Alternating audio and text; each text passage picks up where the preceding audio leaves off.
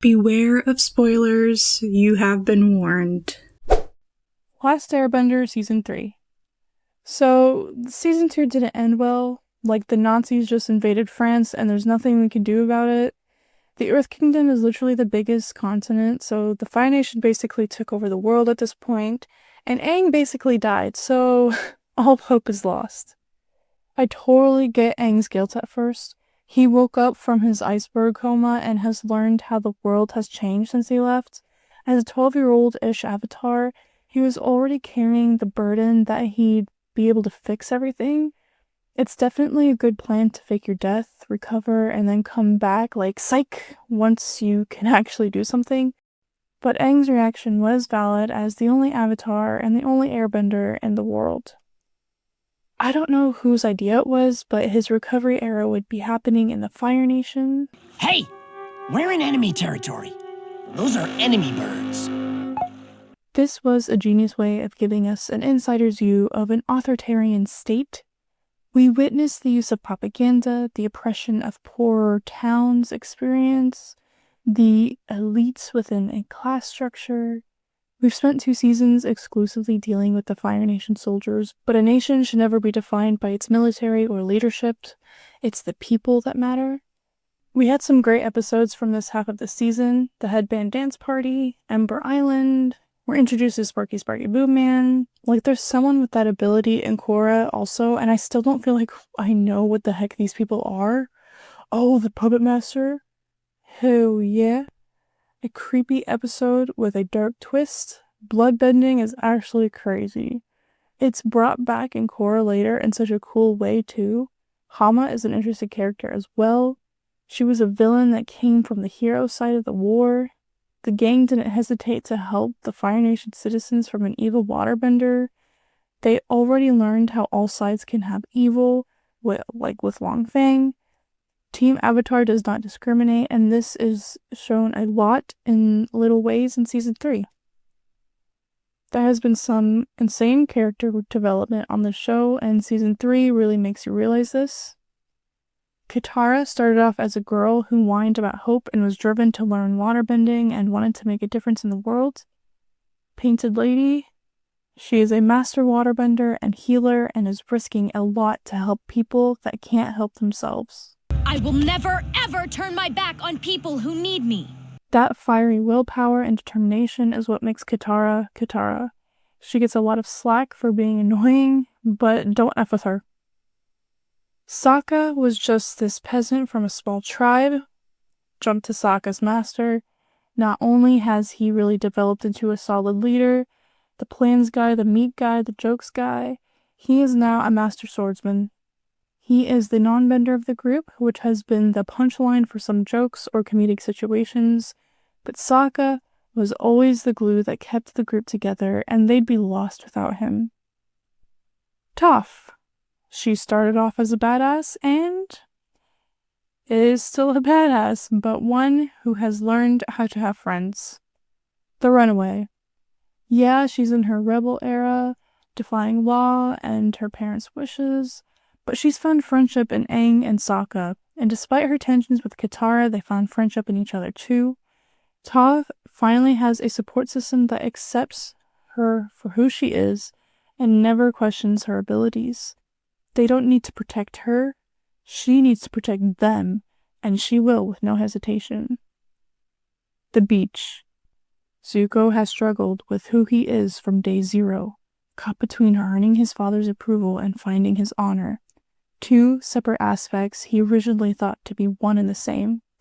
He needed to make the mistake of following Azula in order to come home to see once and for all if what he's been working towards for 3 years was worth it. But he quickly realizes it's not. I'm angry at myself! Zuko has seen the oppression and fear the Earth Kingdom experienced at the hands of the Fire Nation. He comes home and is surrounded by the ignorance and propaganda and the superiority complex and refuses to forget what he has seen.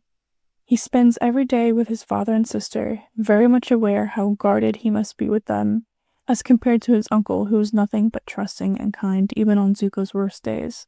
Zuko's like 15, 16, also dealing with such a complex situation that doesn't even start with his own family drama. Many of Zuko's problems are rooted in a century-old conflict. What Sozin started, what Roku failed to stop, left behind the consequences of today. Later, Aang discusses how an air nomad philosophy is to detach from the world so the spirit can be free. Yang Chen reminds him the Avatar's duty is to the world. Aang struggled with both of these concepts in the past for different reasons, but was able to confront these ideas and do what must be done. Roku forgot about his duty to the world and was more concerned for his childhood friend. He did not do enough to stop Sozin's plans, just threw some rocks and left him off with a warning. Aang now has to end the war that Roku allowed to happen because he was being an enabler.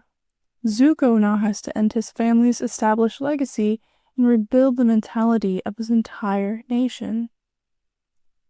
Nightmares and Daydreams was just too fun of an episode. I remember it being a fave amongst the fam back in the day. No, Fire Lord Ozai, you're not wearing pants. No! My royal parts are showing! The eclipse, though. I mean, it was a solid plan that would have worked. We had some great allies return. The Boulder, the Swamp Benders, Hakoda, yes sir.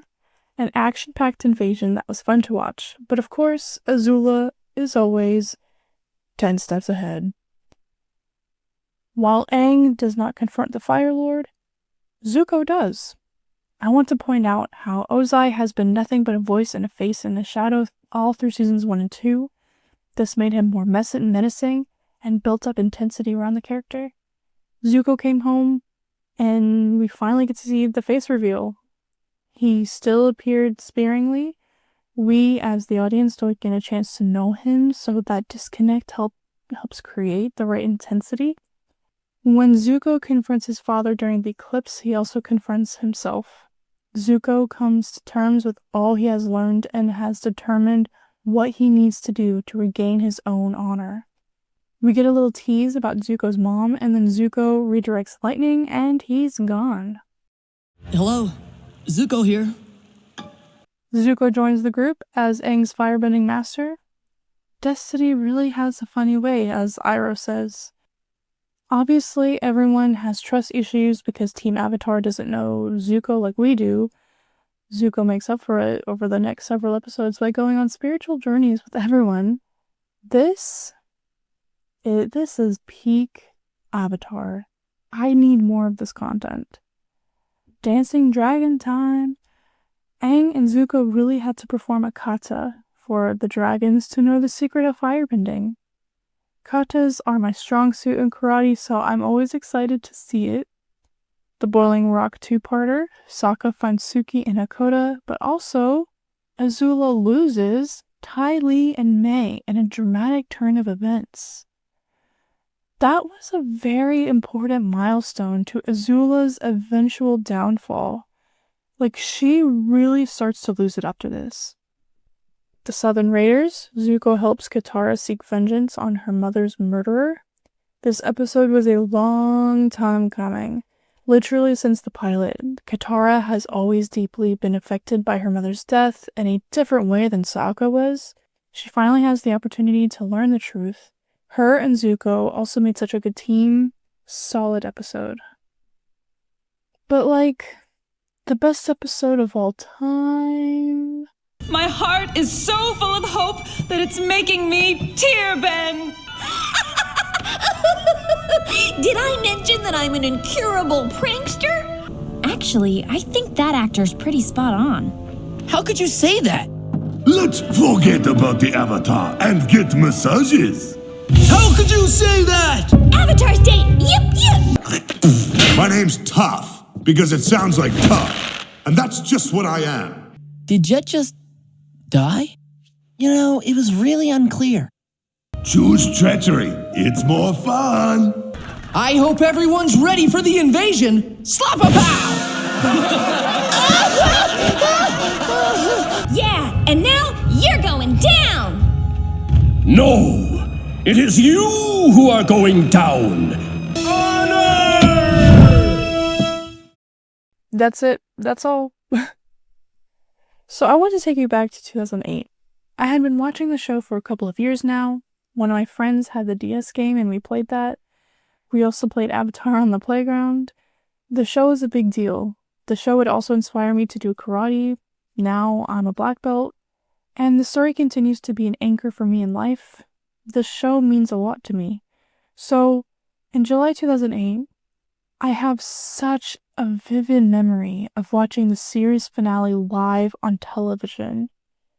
I got special permission somehow to stay up past my bedtime to use the family TV to watch the ending of my favorite show of all time. I physically remember what it felt like to see Toph use metal bending to turn into the frickin' door. I remember my jaw dropped when Katara defeated Azula. I remember cheering when Aang entered the Avatar state and turned into the ball of elemental death. I've had many marathons since, and I can confirm my reactions have not changed much. Toph's metal bending moment was still cool AF. The way Katara defeats Azula was so clever. Katara and Azula are both masters of their skills, but with Azula being empowered by cosmic forces, it came down to playing her own game. Azula's bending is not what helped her win all these times. Azula always won by being steps ahead of everyone, and by being steps ahead of Azula, Katara was able to take her down, and that's just so cool. We reunite with a lot of NPCs. June, Boomy, Grandpaku.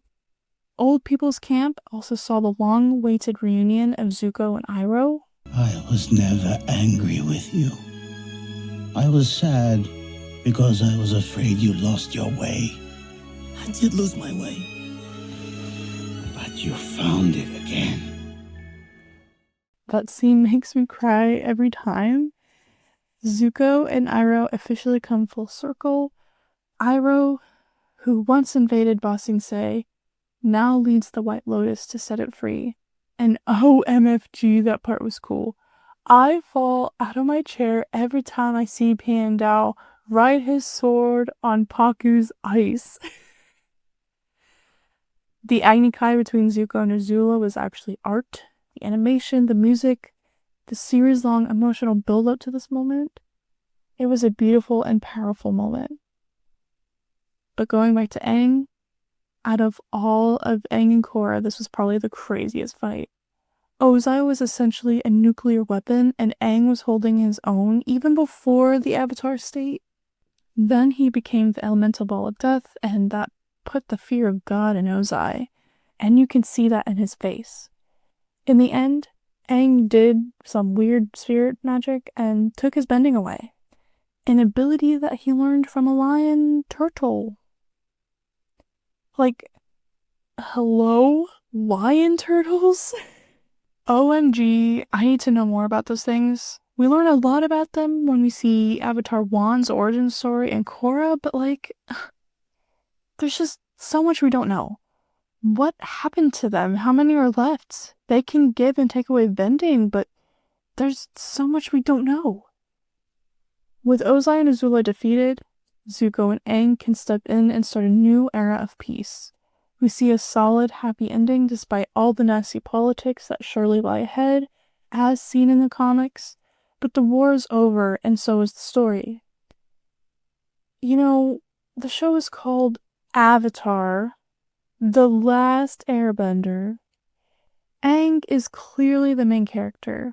The show is mainly focused around him and his friends.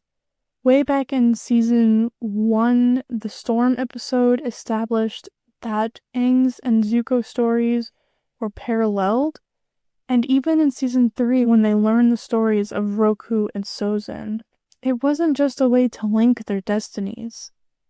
While Avatar was about Aang's journey to defeat Sozin, there was an equally important plot running alongside this journey about the Fire Nation and the royal family.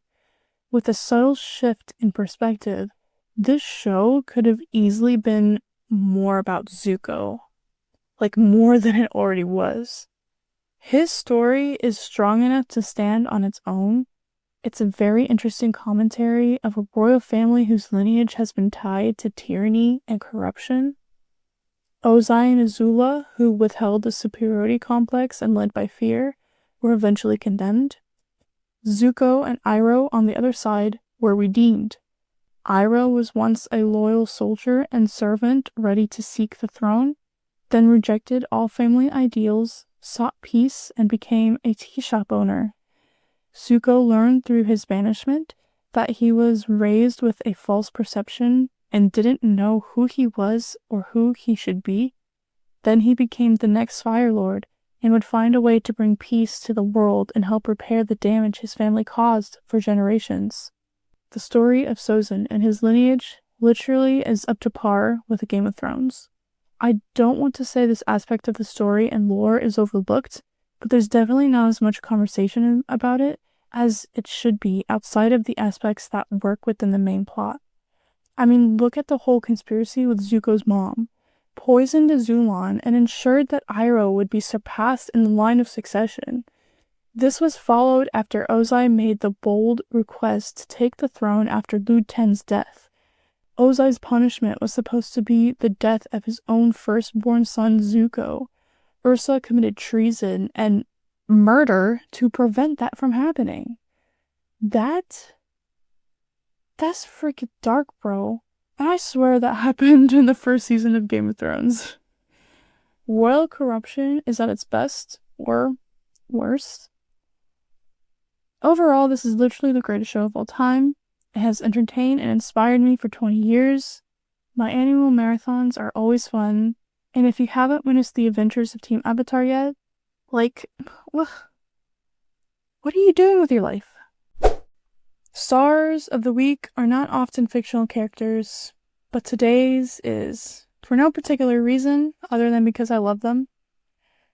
Captain Jack Sparrow is one of the most iconic and chaotic characters of all time, masterfully portrayed by Johnny Depp.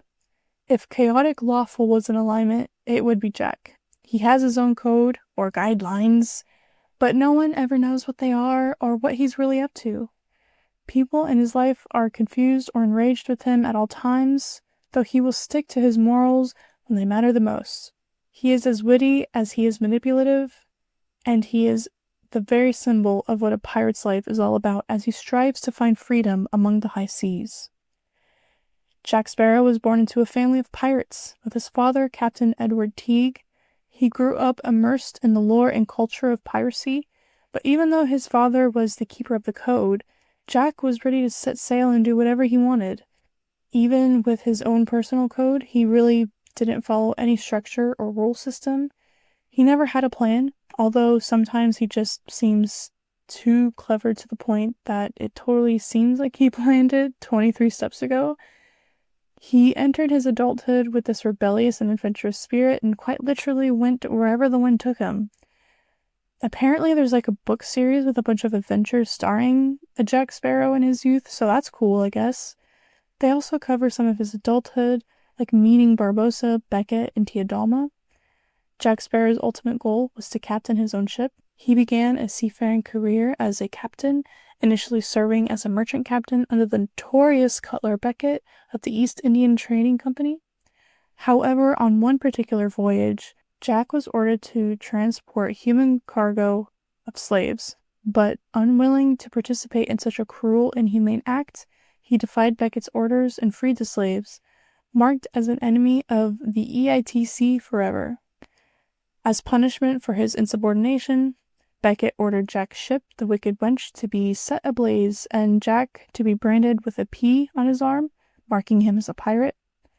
The loss of the Wicked Wench marked the beginning of Jack's journey as an outlaw and left him desperate, in need of a ship. This is when he made a fateful bargain with Davy Jones.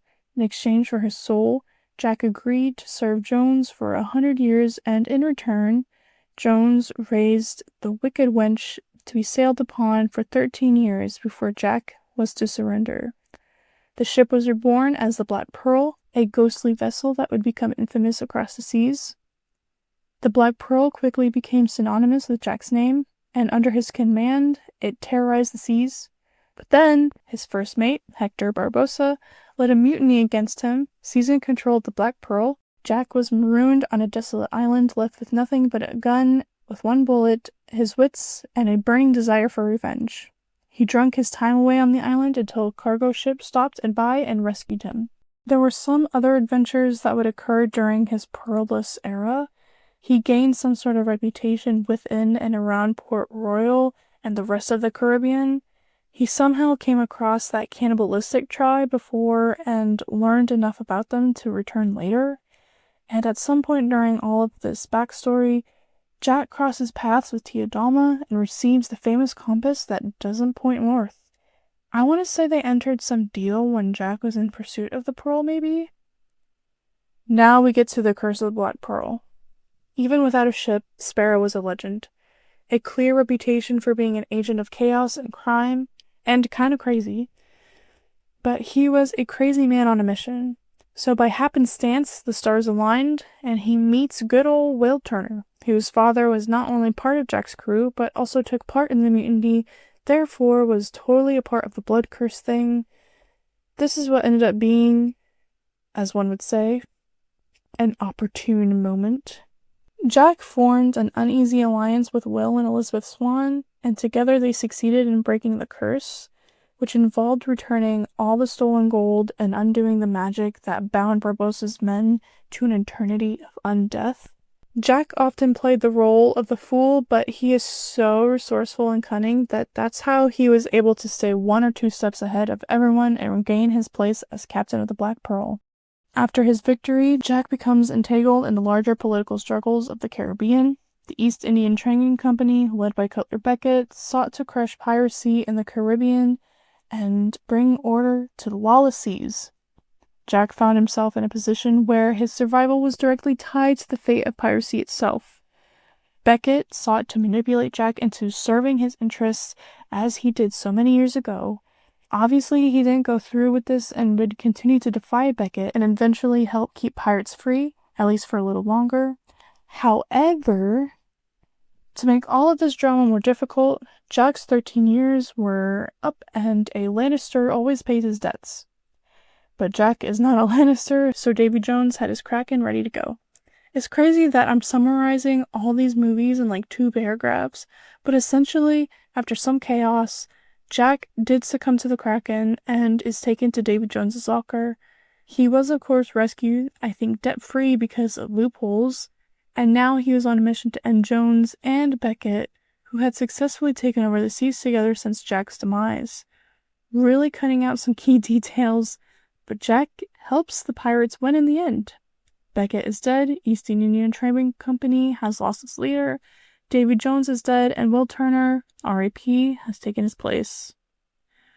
Now, in my personal headcanon, Captain Jack Sparrow lives his life on the Black Pearl and drinks himself to death in the end.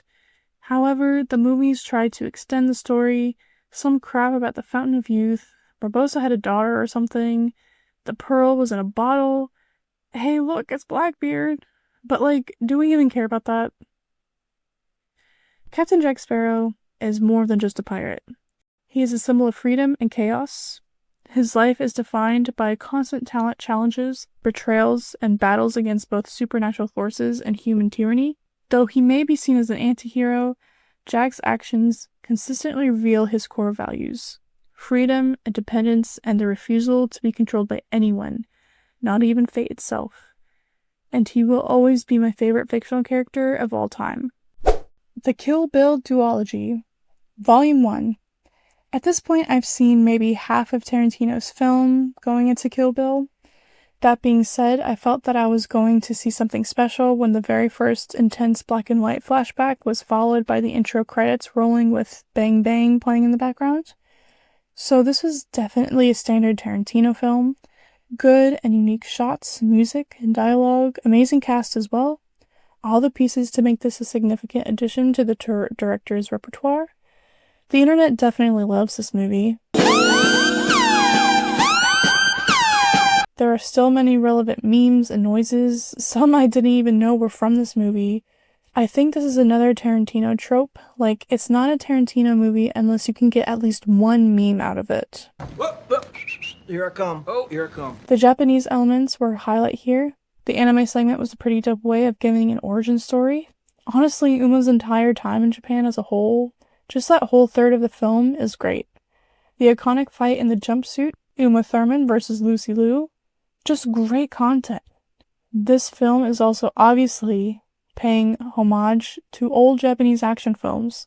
Like, the fights are so hilarious, but also so epic, and there's probably a long list of tropes and inspirations found in those old Japanese films that I didn't recognize. After a movie full of crazy fight sequences and satisfactory revenge, we got a good cliffhanger leading us into the second part. The daughter is alive.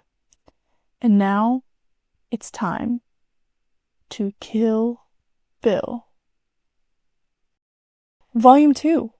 So, I admittedly watched Volumes 1 and 2 a few months apart. Probably was a mistake. Like, why did I do this?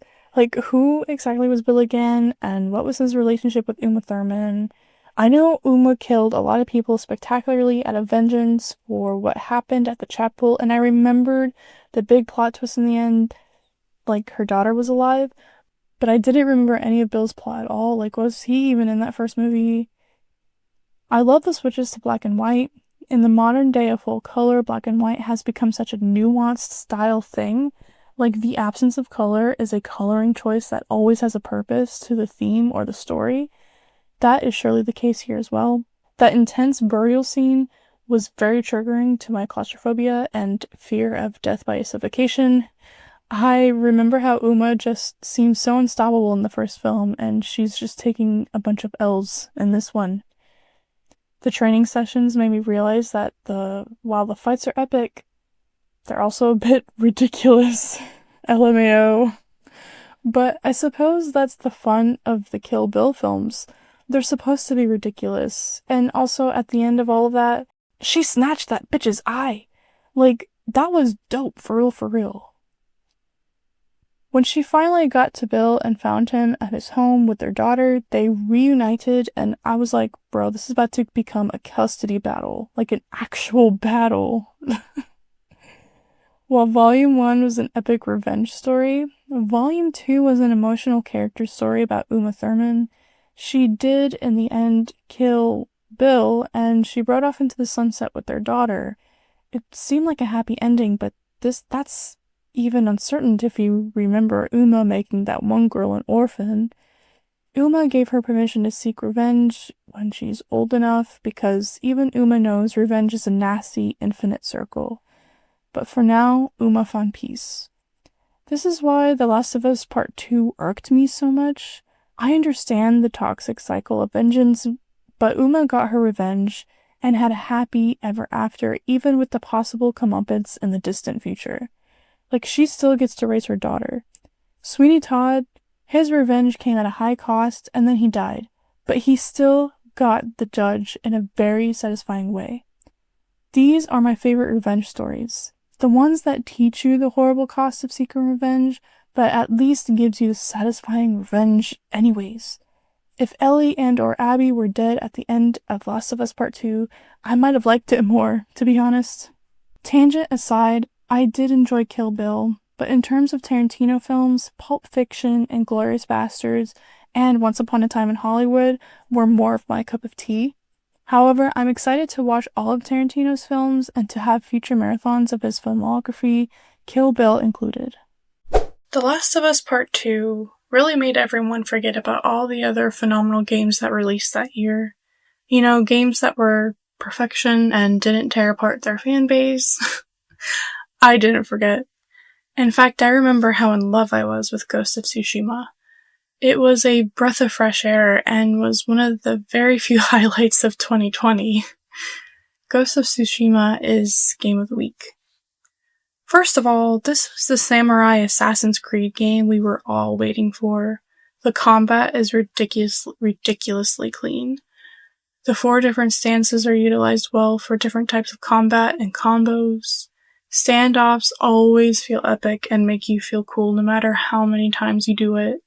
And it only gets better as you upgrade how many one-hit kills you get from those standoffs. The open world exploration is amazing. Particles everywhere.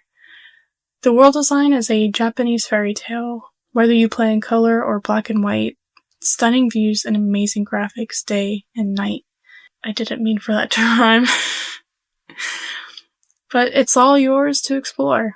Every fox statue, every hot spring. Pet all the foxes, write all the haikus. The story quests are only half the game. Not only are there side missions collected from local survivors, but each supporting character has their own stories, their own arc to play through. Their stories can be completed before, during, and after the main story is complete. Each character has their own set of skills and personalities. My favorite being Lady Masako, who I remember quite clearly was the star of the show at one particular gaming event when they showed off a boss fight against her once. Her story is tragic as she strives to get revenge for her family who were all slaughtered, even the children. This is the second week in a row I have to shout out Lauren Tom. By far my most favorite performance in the game. Only cowards strike from the shadows. It takes bravery to break tradition. The tale of Jin Sakai explores the samurai culture and traditions by having Jin break all these traditions and rules. But given the brutality from the Mongols, Jin did what he had to free his home from the invaders. That meant going against everything he knew and understood. Backed up with great supporting characters, amazing visuals, a godly soundtrack. I just want people to remember how perfect this game was. It deserves much love and shouldn't be forgotten. That's it for this week. Be sure to follow this podcast and please follow my Twitter and blog at Hollis Films to follow my journey experiencing the entertainment industry's greatest stories. And let me know what you've been fangirling over this week. Thank you for joining me, and I'll talk to you again next week.